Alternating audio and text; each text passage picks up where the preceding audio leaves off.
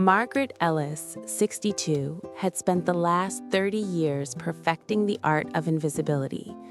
In the heart of Williamsburg, Brooklyn, where warehouses had become lofts and coffee shops sold $9 pour-overs, Maggie owned 14 apartment buildings.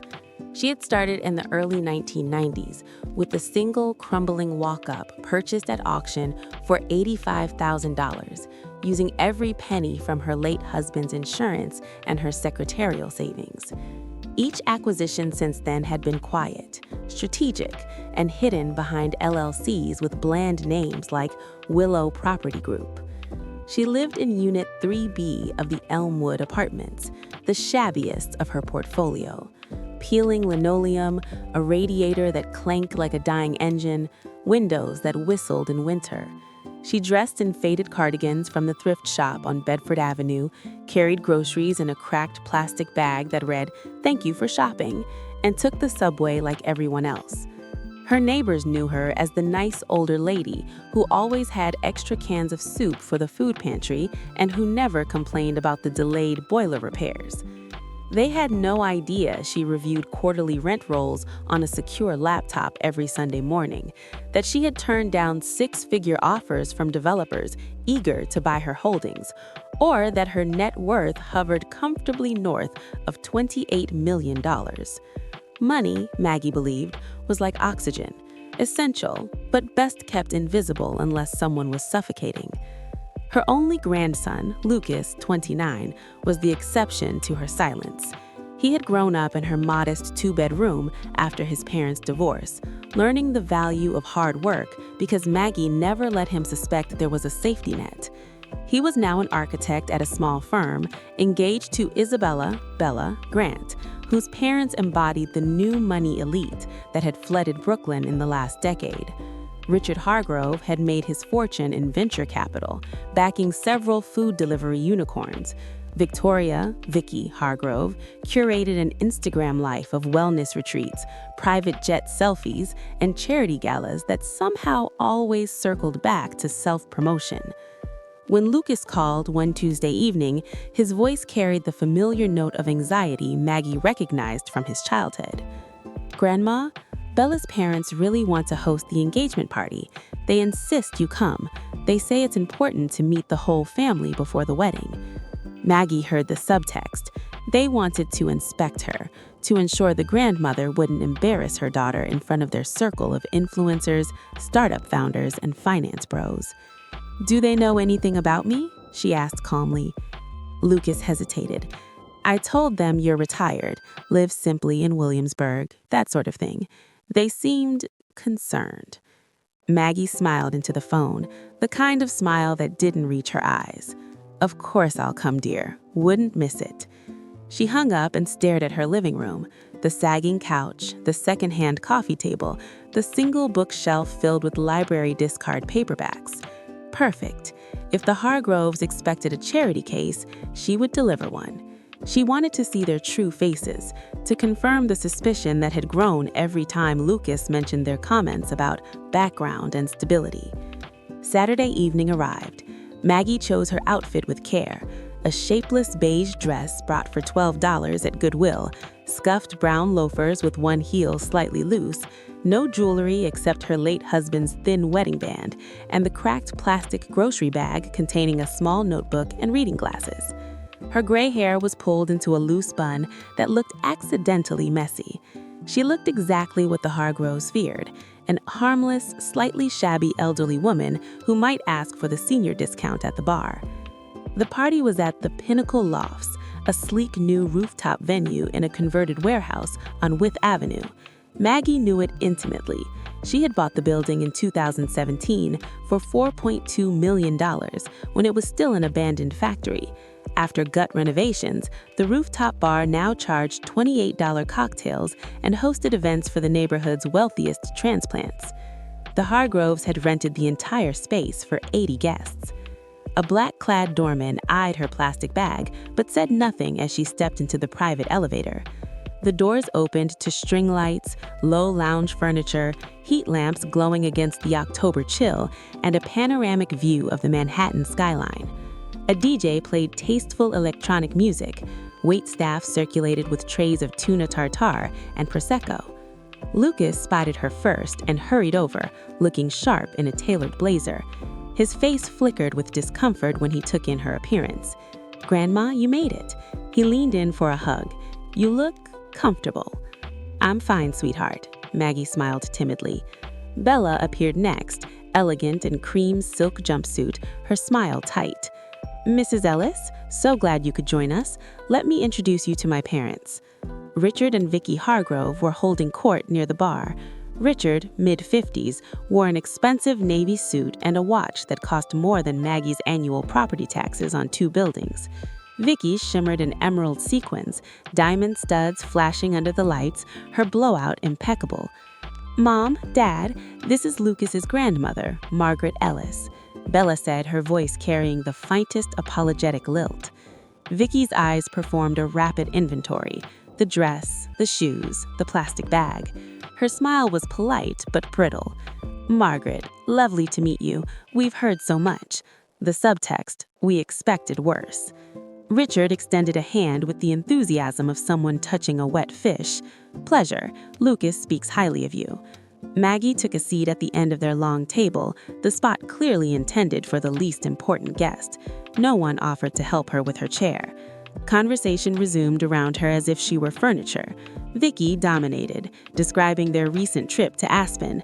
The private ski instructor was divine. The new Tesla Cybertruck Richard had ordered. We pre-ordered 2, and the $1.2 million renovation on their Park Slope brownstone. Every so often, Vicky would glance at Maggie and raise her voice slightly, as though speaking to someone hard of hearing.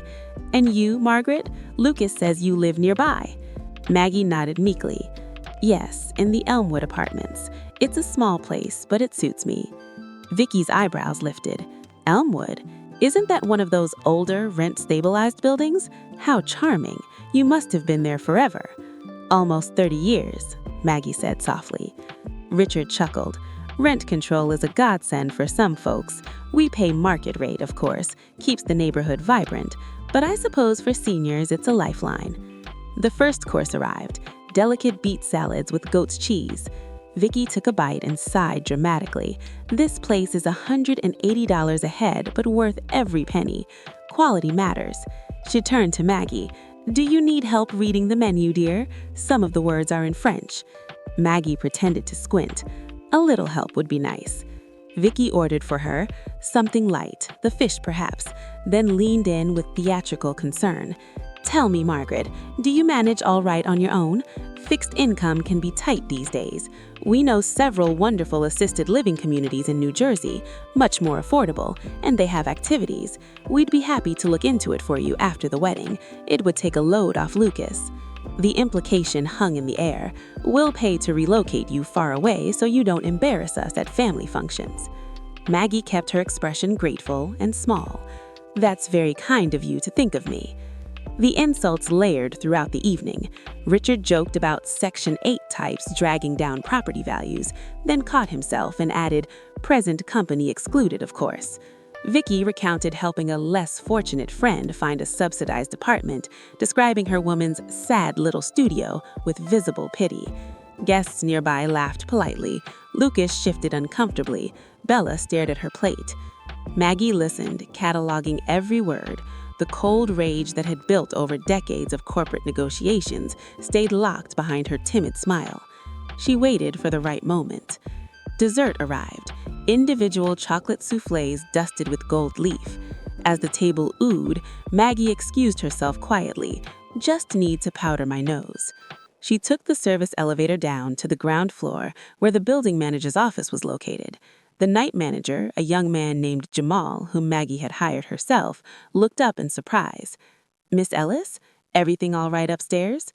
"Fine, Jamal. Could you pull the current rent roll spreadsheet for Pinnacle Lofts and the original blueprints, and print the standard lease adjustment notice forms? 14 copies, please." Jamal didn't blink. He was used to her occasional inspections. Within 3 minutes, she had a slim folder containing the documents. She slipped it into her plastic bag and returned upstairs. The table was mid-conversation about summer homes in the Hamptons. Maggie resumed her seat, placed the grocery bag on the table, and cleared her throat softly. The chatter faded as heads turned. "Richard, Vicky, if I may have a moment," Maggie said. Her voice was no longer timid. It carried the calm authority of someone who had negotiated multi-million-dollar acquisitions in windowless conference rooms. Vicky blinked. "Of course, Margaret. Is something wrong?" Maggie opened the folder and spread the rent roll spreadsheet across the table like a royal flush. Columns showed tenant names, unit numbers, monthly rents, and lease start dates. "Every person at this table, including the two of you, is currently renting from me." Silence. She tapped the first highlighted row. Richard and Vicky Hargrove, penthouse duplex, 4,200 square feet. Current rent, $9,200. Signed your business partner, 18 months ago. She moved down the list. Your business partner, Mr. Lang, Loft 12A, $6,800. The couple who introduced you to Bella's wedding planner, $5,400. The influencer who photographed your daughter's engagement ring, $4,800. 14 guests tonight, 14 tenants. Vicky's face drained of color. Richard's mouth opened, closed. Maggie continued in the same measured tone. "I have not raised rents on any of these units in 6 years, even though market rates in this building have increased 62% during that time. I believed stable tenants created a better community." She pulled out the stack of formal notices. "Effective next month, I am implementing a modest adjustment to bring rates closer to, though still below, market value. Unless, of course, we can discuss long-term lease renewals at the current rates." She slid a notice to Vicky, another to Richard. The paper was crisp, letterhead reading, "Willow Property Group, Margaret Ellis, Principal." Vicky's hand trembled as she picked it up. This is impossible. We pay through a management company, which manages the property for me. I prefer to stay in the background, always have." Lucas stared at his grandmother as if seeing her for the first time. Bella looked stricken. One guest, a tech founder, whispered, "Holy shit." Richard recovered first, pulling out his phone. "This is outrageous. I'm calling my lawyer right now. There must be some clause."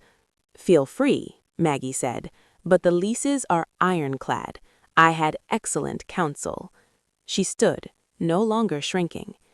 "I came here tonight dressed this way because I wanted to see how you would treat someone you assumed had nothing. You chose pity, contempt, and plans to exile me from my grandson's life. You measured my worth by my shoes and my bag. Now you know exactly what I'm worth, and more importantly, what you're worth to me." Vicky swayed in her seat. A moment later, she fainted, her sequined sleeve knocking over a wineglass. Waitstaff rushed forward. Richard barked into his phone while trying to fan his wife. Maggie turned to Lucas and Bella. "I love you both, but I will not be disrespected or hidden. If you choose to build a life with people who value bank accounts over character, that is your decision. I will always be here for you, on my terms." She picked up her plastic bag, now containing the folder, and walked toward the elevator.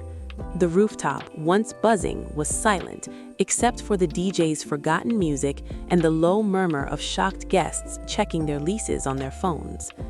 Outside, the night air was crisp. Maggie hailed a cab, no Uber, she still preferred cash, and gave the driver her address. As the city lights streaked past, she felt the familiar calm return. The weight she had carried since the invitation had lifted. 2 days later, Lucas came to her apartment. He looked exhausted, but resolute. Bella waited in the hallway, giving them space. "Grandma, I'm sorry.